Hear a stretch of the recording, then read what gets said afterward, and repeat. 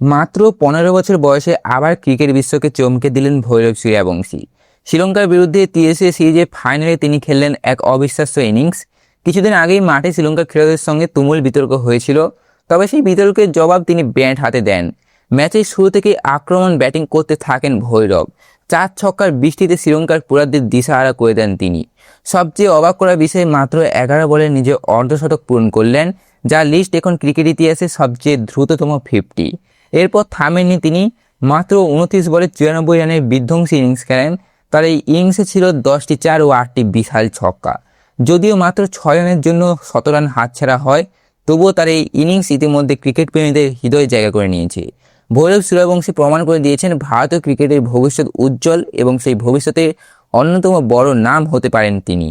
আপনার মতে 15 বছরের ভৈরব এই ইনিংসের ইতিহাসে কোথায় জায়গা পেতে পারে? কমেন্টে অবশ্যই জানান, আর চ্যানেলটিকে সাবস্ক্রাইব করে নেবেন।